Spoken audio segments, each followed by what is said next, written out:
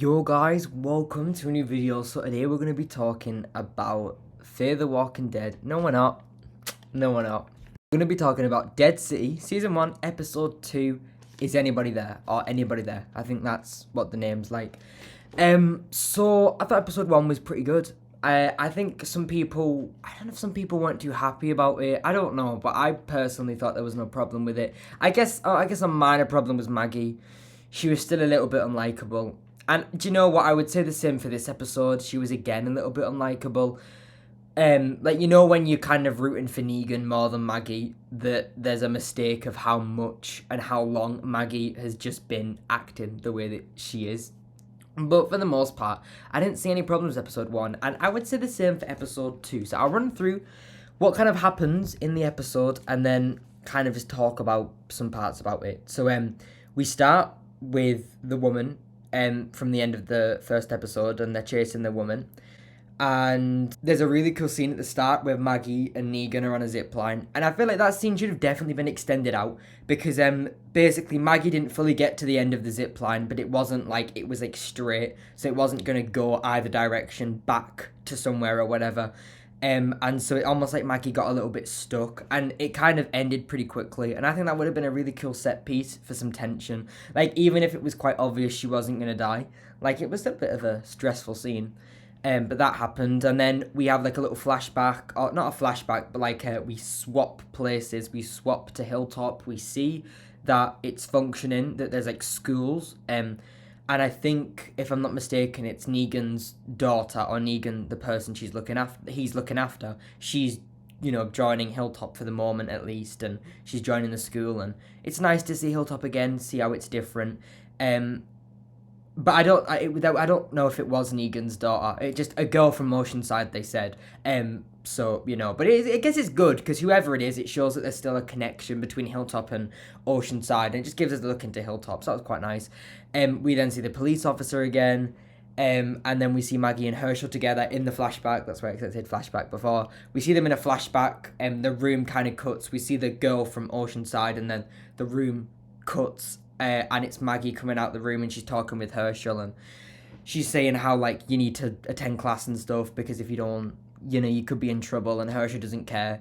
It's a little bit one of them scenes where it's like ironic, like, oh yeah, of course this scene's happening when everything in it is completely relevant, and because a character decided to go about a certain way or whatever, this is, I think it's good. I think it builds up on Herschel being a bit of a prick. Like, honestly, in that scene, Herschel was not likable, which is fair enough, because neither's Maggie, so where do you think he gets it from? But, yeah, we saw that. I put in brackets by this point, because I'm writing notes while watching it. Maggie was annoying. Maggie was being really frustrating by the point of watching this, which is what I kind of mentioned at the start, that, like, she is a bit like that. But I think she got better during the, like, later on in this episode. But, Negan, we then get a moment where we explain about Crow and how Crow killed a little girl, and then Negan was absolutely not happy with that, so he went to try and kill Crow, and he missed and popped off his ear, which is why Crow has like a missing ear. We then see the officer, and he goes into like a house, and he tries to open up like a box that has a gun in it, but it doesn't. But you can tell like what should have been in the box. And then he goes over and sees someone in a chair dead. I think maybe they shot themselves. I'm not too sure. And it could have been his brother or his dad. I'm not sure. But it seemed like they knew each other, at least. I think he put like a tarp, like piece of whatever around them. And then went to go outside before he literally fell in a trap. So that's exciting. He literally was walking on the ground in the trap, which I think is quite cool because it shows the city. It shows how they're using the city. And we already saw like with the zip line and these traps and all that stuff, the city is like being used to its potential, which is great. It's not just like it's in a city, but it doesn't matter. We're not going to care about these, cramped spaces, high buildings. Like, no, it's all being used well. We then see the old woman from the very start of the episode and end of the first one, who ended up taking Maggie and Negan to some place, and she ends up getting killed by one of Crow's helmet soldiers.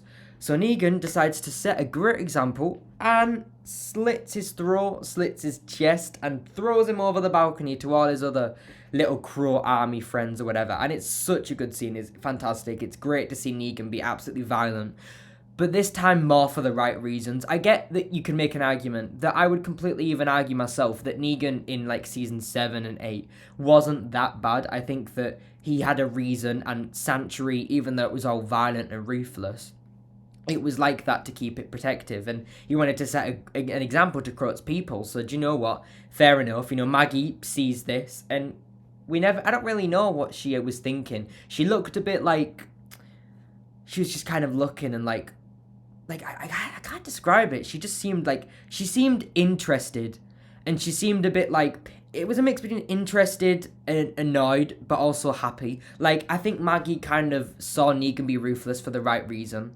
but they didn't really say anything. They just kind of like had a little exchange, and Negan said we should get going. And then to the final part of the episode, the police officer is in the trap up in the air, and Crow actually comes by.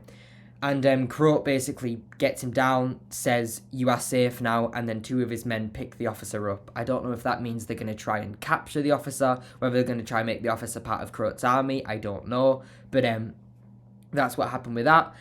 And then when Maggie and Negan met these people that old woman took them to, they originally lied and said that they were just there for supplies, in which by the end of the episode, Maggie decides not to lie and actually says, "We're here to get to Crow because he has my son," in which the people that they met, they agree to help them go and see the Crow. So that was episode 2. I thought that was good. I thought it was a good episode. It definitely doesn't feel like we're slowing down, and it doesn't feel like we're just staying stagnant. Like, obviously with like The Walking Dead and Fear the Walking Dead, sometimes we can feel like we're getting stagnant, but as far as I'm aware, because this isn't like a proper 10, 16 episode spin-off, I want to say it's only 6 episodes. I could be completely wrong, but I think it's like 6 episodes or something. So like, if that's true, like it makes sense that things are happening each episode, and I'm very, very happy about that. I hope we don't slow down, because it seems like we're moving. We've had an introduction to Maggie and Negan together, meeting and having an introduction with the city, different groups in the city. Now maybe more of an introduction with Crow and what he's all about, maybe for episode 3 or 4. But I'm really happy with this show. I think it's very entertaining. Nice fresh air considering what we've just had is Fear the Walking Dead, and that hasn't been so great. I mean, let's be honest. So it's nice to have some good TV, in my opinion. I don't know if people dislike it, or I'll have to really find out what people think about this. I mean, you should tell me what you think about it, because I want to know, because opinions can always change if argued correctly. I'm happy with this, and if you didn't like it, maybe you listen to what I have to say and think maybe it wasn't that bad, or maybe I haven't thought about it or didn't realize things, and people are telling me and I'm realizing, yeah, maybe it wasn't that good. But I think for the most part, it's nice. I'm very happy with it, and I'm actually really excited for episode 3. But that was season 1, episode 2, and thanks for watching, and I'll see you all next time.